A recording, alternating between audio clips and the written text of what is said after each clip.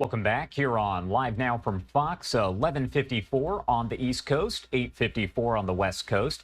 As we approach the top of the hour here, I do want to get to some breaking news that we are following. Take a look at this post from the Office of Management and Budget here, as they say today we have released President Trump's fiscal year 26 discretionary budget request. And I do want to go over a little bit more about what that proposal does say. Now, this is the 2026 budget plan, and it would slash non-defense domestic spending by about $163 billion while increasing expenditures there on national security. That is according to statements that have been released by the White House recently here. The budget showed a desire to crack down on diversity programs and initiatives to address climate change, but the administration has yet to release detailed tables on what it wants income taxes, tariffs, or the budget deficit to be, a sign of the political and financial challenge that confronts President Trump when he's promising to cut taxes and repay the federal debt.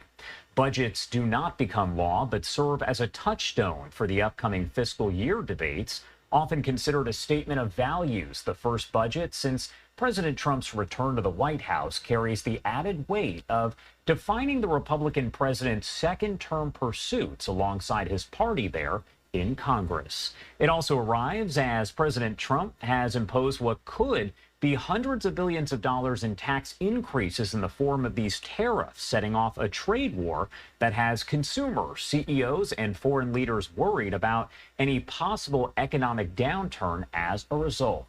The White House's Office of Management and Budget, headed by Russell Vought, a chief architect of Project 2025, provided contours of a so-called skinny version of top-line numbers with more details to come.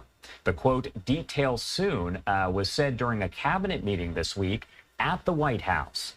The nation's estimated $7 trillion plus federal budget has been growing steadily, with annual deficits fast approaching $2 trillion and the annual interest payments on the debt almost $1 trillion.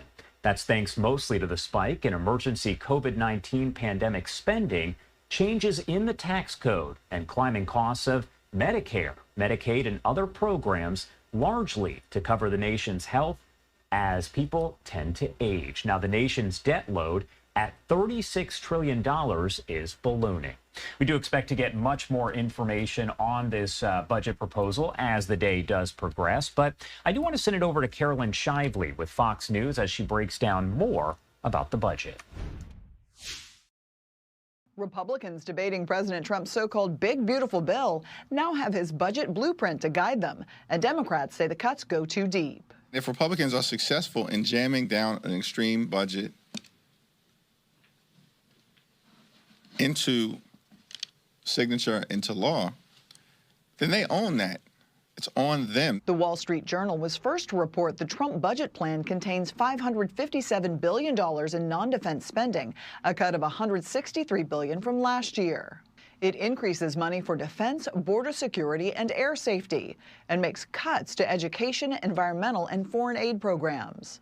It will be the biggest bill ever passed in the history of our Congress, our Senate, and Congress. While overall spending shrinks 22%, the Pentagon budget gets a 13% boost. We say we're going to make all these cuts, and then we turn right around and we give all the money to the war pimps at the Pentagon. Employment numbers out Friday show businesses added a healthy 177,000 jobs in April, leaving unemployment at 4.2%. This is another great jobs report, exactly what the market expected, better than expected.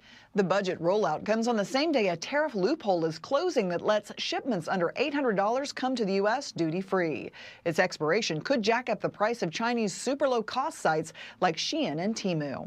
In Washington, Caroline Shively, Fox News.